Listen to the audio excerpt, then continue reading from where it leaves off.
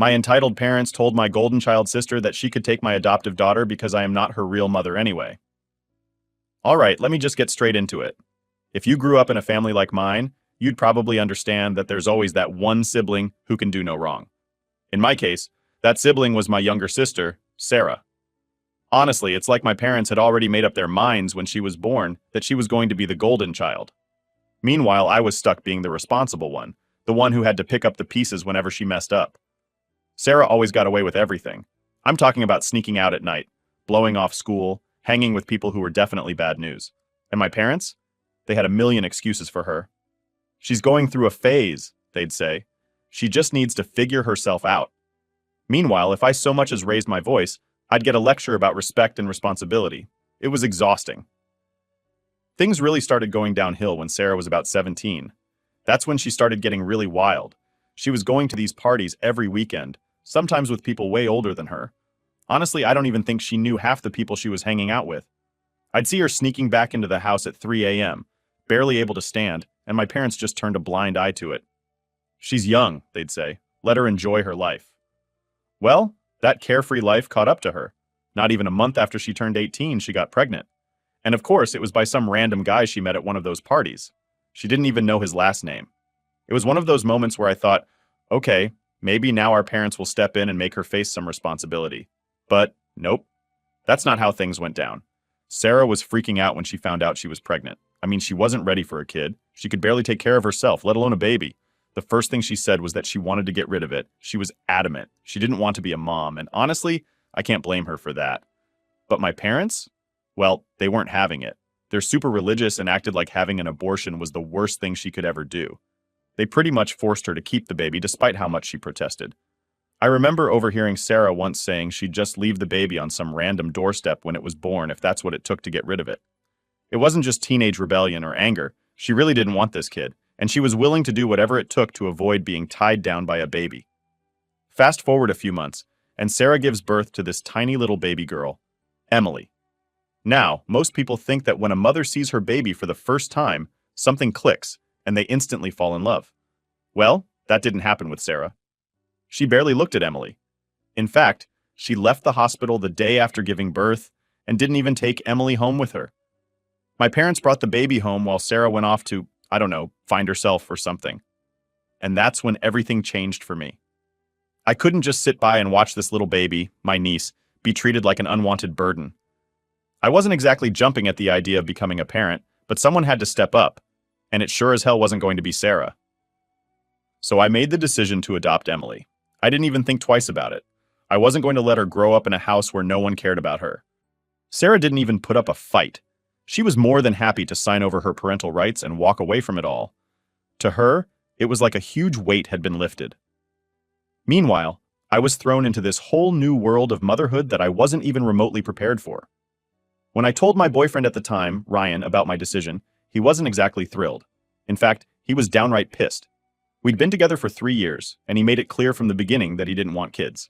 So when I told him I was adopting Emily, he gave me this ultimatum, him or the baby. Yeah, he really said that. And honestly, I didn't even have to think about it. I chose Emily. Ryan packed his stuff and walked out the door, and just like that, I was a single mom to a newborn baby. I'd be lying if I said it was easy. It wasn't, at all. I was 21, trying to finish my last year of college, working part-time just to pay the bills, and now I had a baby who needed me 24/7. There were days I thought I was going to lose it. Emily would cry all night, and I'd have to be up at 7 a.m. for class. I was so exhausted that there were times I didn't even know what day it was. And then there was the money issue. Babysitters? They're expensive. I couldn't afford daycare, so I relied on friends or classmates to watch Emily when I had to go to school or work. And even then, it felt like I was barely scraping by. My parents were still busy trying to fix Sarah's mess, so they weren't much help. They'd babysit every now and then, but they were more concerned with Sarah's emotional well-being than actually supporting me. But you know what? Despite all the sleepless nights, the stress, and the feeling that my life had been flipped upside down, I didn't regret it. Not for a second. Emily became my whole world. The first time she smiled at me, all the exhaustion and frustration melted away. It's hard to explain, but in those moments, it didn't matter how tired or broke I was. Emily needed me, and I was going to be there for her. As for Sarah, she didn't show any interest in Emily's life for years. She moved on, did her own thing, and barely even asked about her daughter. And honestly, that was fine by me. The less drama, the better. At that point, I thought things were finally settling down. I was figuring out how to balance school, work, and being a mom, and Emily was thriving. But of course, life has a way of throwing things at you when you least expect it. And it wasn't long before Sarah decided she wanted to waltz back into Emily's life, stirring up all kinds of trouble. But I'll get to that later. For now, all you need to know is that becoming Emily's mom changed everything for me. I had no idea what I was doing, but I knew I wasn't going to let my niece grow up feeling unwanted, even if it meant sacrificing everything I thought my life would be like. All right, so after Ryan walked out and I adopted Emily, life got real. Fast. You know, people always talk about how hard it is to be a single mom, but until you're actually in it, there's just no way to understand how intense it really is. I thought I had a general idea of what I was signing up for, but I quickly found out I was completely wrong. Let's start with the basics. I was 21, still in college, and suddenly responsible for this tiny human who needed me for everything.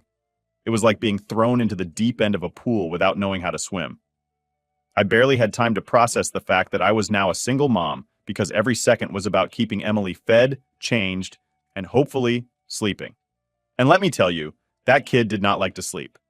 Everyone told me, "Oh, newborns sleep a lot, you'll get some rest." Yeah, okay. Maybe other people's babies do, but Emily? Nope. She was the lightest sleeper in the world. The second I thought I could close my eyes for 5 minutes, she'd wake up crying. I swear, I got so used to functioning on 2 or 3 hours of sleep that it felt like a luxury. On top of that, there was school. I was in my last year of college, and dropping out wasn't an option. I had to finish, for both of us. But juggling full-time classes, homework, and taking care of Emily, that was a different beast. There were days I'd rush from a lecture to daycare to pick her up, then head to my part-time job, and by the time I got home, I was so exhausted I didn't even have the energy to cook. It felt like my whole life was just this constant cycle of feeding Emily, running to class, picking her up, working, and then doing it all over again. Honestly, it was like I was in survival mode. No time to think, just doing what I had to do to keep everything moving. The worst part wasn't even the lack of sleep or time. It was the isolation. My friends were off doing what normal 21-year-olds do, going out, planning for their careers, and talking about vacations or concerts. Meanwhile, I was up at 3 a.m. with a crying baby and a pile of laundry I hadn't touched in days. I tried to keep up with my friends at first, but the invites started to slow down. I mean, I don't blame them.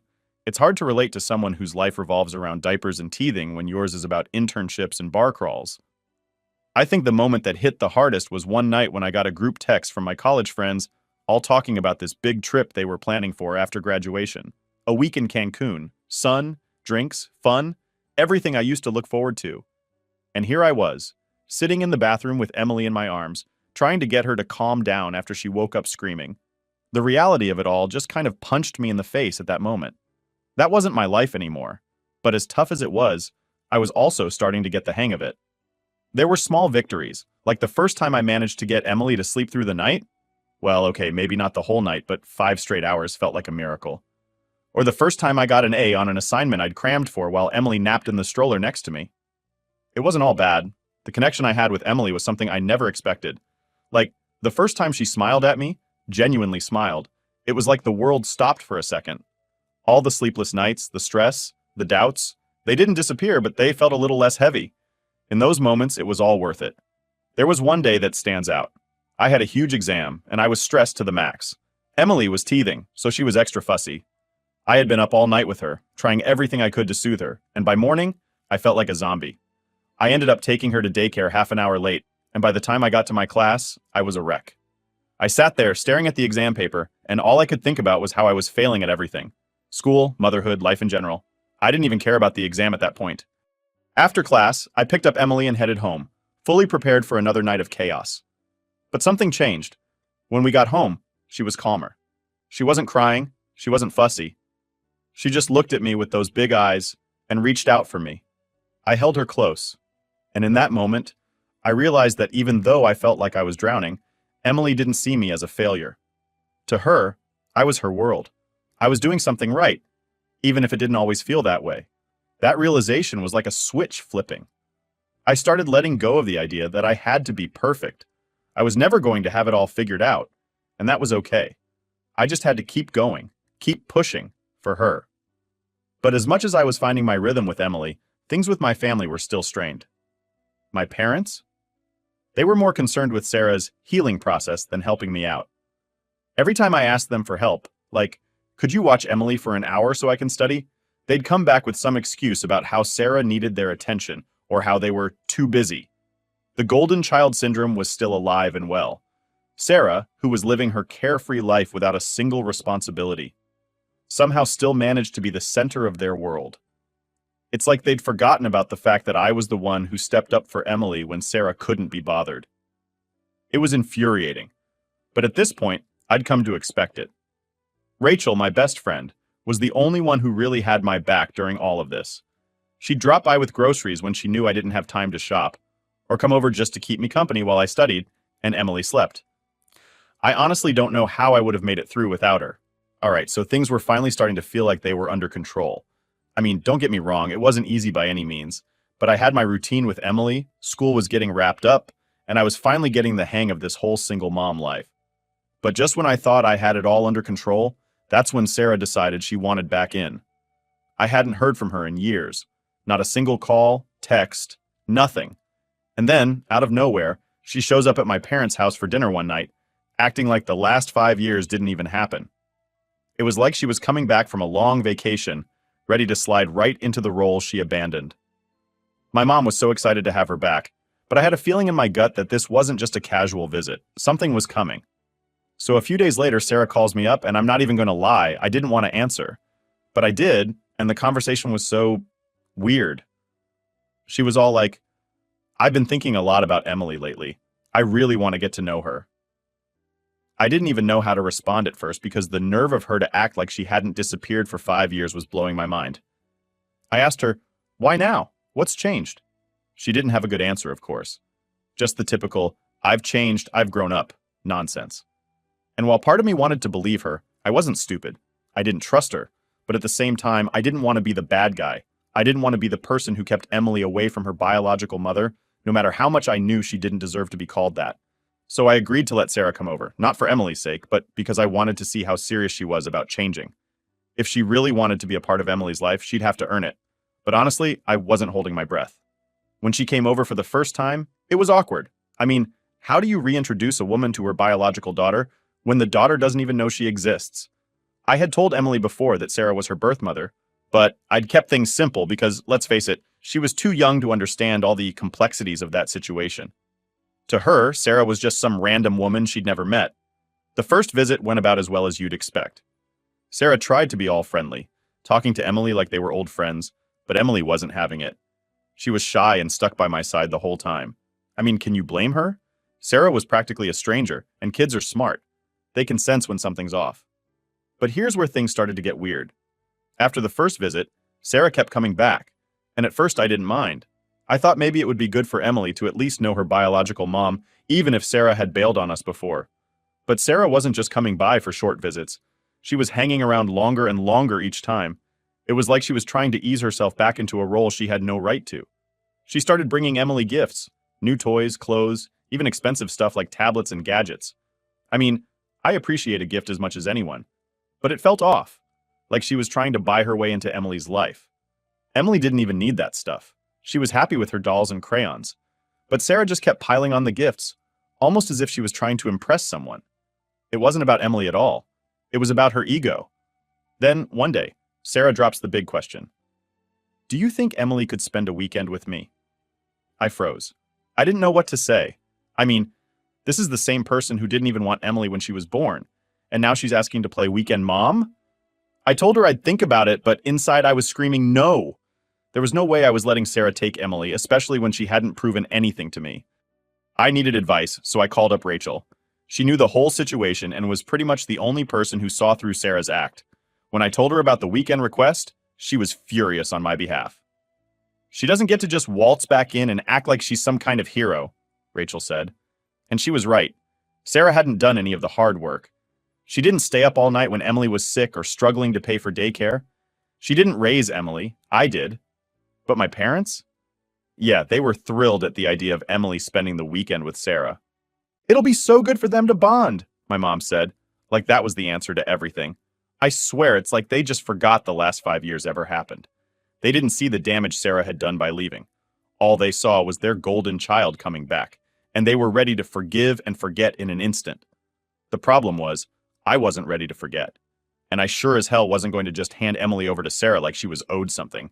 I had to put my foot down, and I knew that wasn't going to go over well. When Sarah came over the next time, she brought up the weekend thing again. I looked her right in the eye and told her, "I'm not comfortable with that. You've only just started coming around, and Emily doesn't even know you yet. Let's take this slow." She didn't take it well. At all. She got all defensive, saying things like, "I'm her real mom. I have a right to spend time with her." That hit a nerve, and I snapped back. "You gave up that right the day you walked away." The look on her face? Pure shock, like she couldn't believe I was standing up to her. She stormed out of the house, and I thought, well, that's the end of that. But no, it wasn't. Not even a week later, I started hearing from my parents about how upset Sarah was, how she just wanted to make things right, and how I was being too harsh.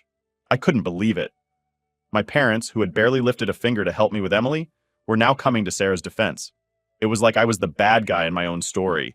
They were acting like Sarah was the victim here, and it drove me insane. It was clear now that this wasn't going to be a simple, let's reconnect situation. Sarah wasn't just back for a visit. She wanted something more, and I wasn't about to let her take what was mine. But the worst part? This was just the beginning. So, after Sarah's little meltdown at my house, I thought maybe she'd back off for a while. Maybe she'd realize that I wasn't just going to hand Emily over to her and that she'd have to earn her place in her life. But nope, that wasn't what happened. In fact, it seemed like things got worse after that. And this time, it wasn't just Sarah I had to deal with. It was my whole family. It started with my mom. Of course it did. She's always had a soft spot for Sarah, and even after everything that happened, she still saw her as this innocent little girl who just made a few mistakes. A few mistakes? Sarah basically abandoned her child for 5 years, but somehow that never seemed to register with my mom. She called me a few days after the blow-up with Sarah and went on and on about how Sarah's really hurting right now. I had to stop myself from laughing. I mean, Sarah was hurting? What about me? I was the one who had been raising Emily all this time. I was the one who sacrificed everything to make sure Emily had a good life. But of course, none of that seemed to matter. Mom kept pushing, telling me how I should give Sarah another chance, and how family is the most important thing. I'd heard that line a million times before, and every time it was just an excuse for Sarah's behavior. Family is important, sure, but that doesn't mean you get to walk all over people and expect them to forgive you just because you share the same last name. But the worst part? It wasn't just my mom. Soon enough, I started hearing from other family members too. My aunt called, and the conversation went pretty much the same way. "Sarah just wants to make things right," she said. "You should let her be a part of Emily's life." And then my cousin chimed in with the same nonsense, telling me how Sarah had changed and how it would be good for Emily to know her biological mom. It felt like a full-blown intervention. Suddenly, people I hadn't spoken to in years were coming out of the woodwork to give me their opinions on my life. And of course, none of them actually knew the full story. They didn't know what it was like to be up all night with a newborn, or to miss out on everything in your 20s because you had to prioritize someone else's life over your own. They didn't know how hard it was to juggle school, work, and raising a baby all on your own. But sure, they had plenty to say about what I should do. At first, I tried to be patient. I tried to explain to them that this wasn't just about giving Sarah another chance. This was about protecting Emily. I wasn't going to let Sarah swoop in now that Emily was older and act like she was the hero. She wasn't the one who had done the hard work. I was. But none of that seemed to get through to anyone. The more they pushed, the more frustrated I got. It wasn't even about Sarah anymore. It was about the fact that my family couldn't see the truth. They were so blinded by this idea of family unity and forgiveness that they didn't care about what was right for Emily. All they cared about was making Sarah feel better. Then came the ultimatum from my parents. I was sitting at home trying to enjoy a quiet night with Emily when my dad called. Now, my dad usually stayed out of the drama between me and my mom, so I wasn't expecting what happened next. "We need to talk," he said. His tone was serious, and right away, I knew this wasn't going to be a friendly chat. He started off by telling me how my mom was really upset about the whole situation with Sarah. No surprise there. But then he hit me with this. "We've been thinking, and maybe it's time for you to consider letting Sarah have joint custody of Emily." I just sat there stunned. Joint custody? I couldn't believe what I was hearing. My own father was suggesting that I share custody of my daughter with the woman who abandoned her for 5 years. Dad, you can't be serious, I said. Sarah hasn't been there for Emily. I've raised her. She's my daughter. I know, he replied, like he was trying to calm me down. But she's still Emily's mother biologically, and she's trying to make things right now. It was like I was talking to a brick wall. No matter how much I explained that Sarah had given up her rights as a mother, they just didn't get it. In their minds, Sarah was still Emily's mom, and I was the one standing in the way of a reunion. The whole conversation left me feeling drained. It was like no matter what I did, I couldn't win. My parents were always going to side with Sarah, and it didn't matter how much I had done for Emily or how hard I had worked. To them, Sarah would always come first. After that call, I started to pull back from my family. I just couldn't handle the constant pressure anymore. Every time I talked to them, it felt like they were trying to guilt trip me into giving Sarah what she wanted. And I wasn't about to let them make me feel like I was the bad guy for protecting my daughter. Rachel, thank God, was my rock during all of this. She kept reminding me that I wasn't crazy, that I was doing the right thing by standing my ground. You're Emily's mom, not Sarah, she'd say. Don't let anyone tell you otherwise. But as much as I tried to stay strong, the stress was getting to me. I started having nightmares about losing Emily, about Sarah coming in and taking her away. I'd wake up in a cold sweat, my heart racing, and it would take me a few minutes to calm down and remind myself that it wasn't real. But the fear was still there, lurking in the back of my mind. And the more my family pushed, the more I started to wonder if they were right. Was I being too harsh? Should I let Sarah have more of a role in Emily's life? I knew deep down that I wasn't wrong, but when your own family turns against you, it's hard not to question yourself. Every day felt like a battle, and I was getting tired of fighting. And then came the moment that pushed everything over the edge. My mom showed up at my house unannounced, with Sarah in tow. I wasn't prepared for it, and honestly, I think that was the point. They wanted to catch me off guard, to get me to agree to something I wasn't ready for. My mom started off with her usual lines about family and forgiveness, but I could tell there was something more going on. Then she hit me with it. We've talked to a lawyer, and Sarah's thinking about taking legal action to get custody of Emily. I felt like the ground dropped out from under me. Legal action? My own sister was going to try and take my daughter away from me? That's when I realized this wasn't just family drama anymore.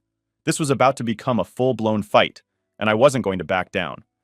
So, after my mom dropped the whole Sarah's thinking about legal action bomb on me, things got real. Like, really real. I wasn't just dealing with family drama anymore. This was turning into an actual fight for Emily, and the thought of losing her scared the hell out of me. The first thing I did was call Greg, the lawyer I'd been working with. I wasn't about to take any chances. I needed to know exactly where I stood legally because I had no idea what kind of lies Sarah might try to throw at the court.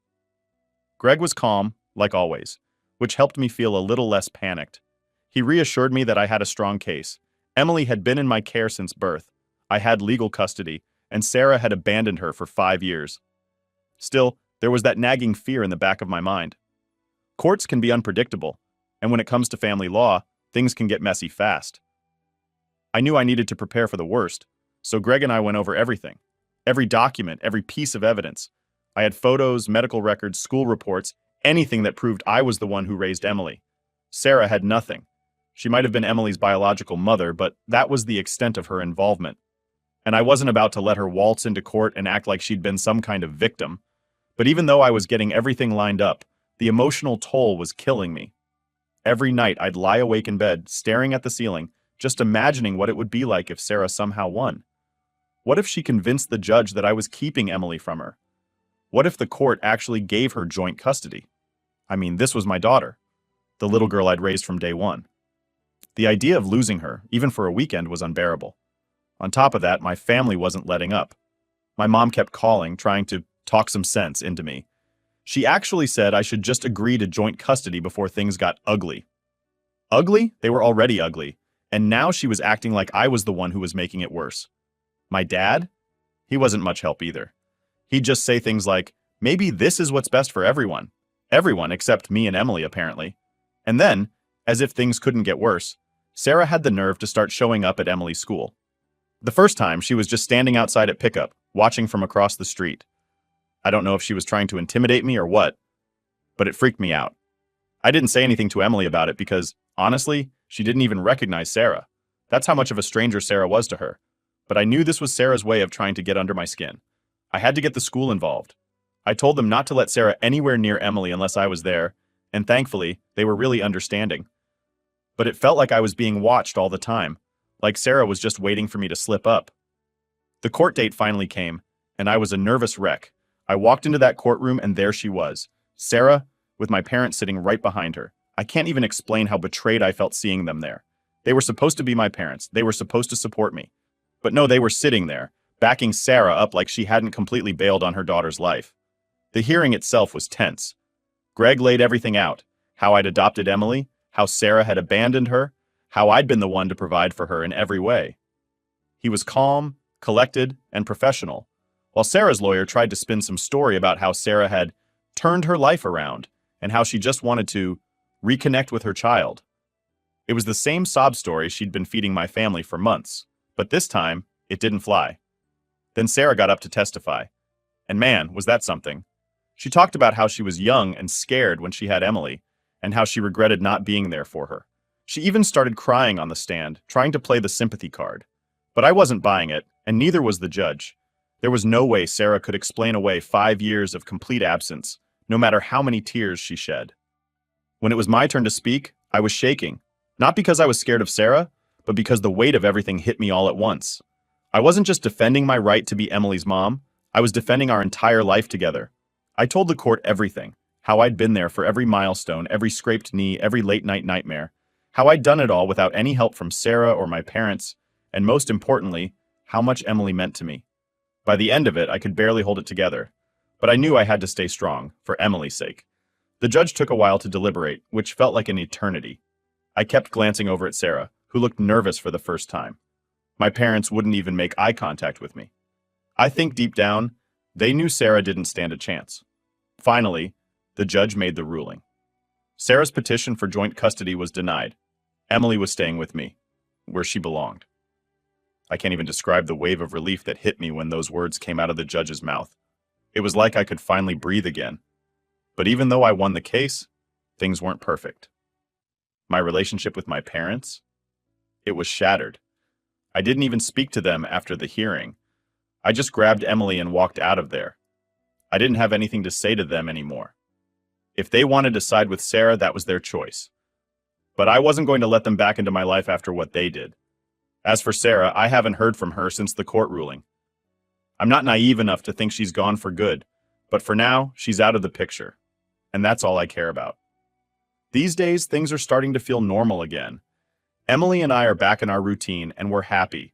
It's just the two of us, like it's always been, and I'm okay with that. Family isn't just about blood. It's about the people who are there for you, who support you no matter what. And if that means cutting off the toxic people, so be it. At the end of the day, I know I made the right choice. Emily is safe, and she's with the person who loves her more than anything in the world. That's all that matters.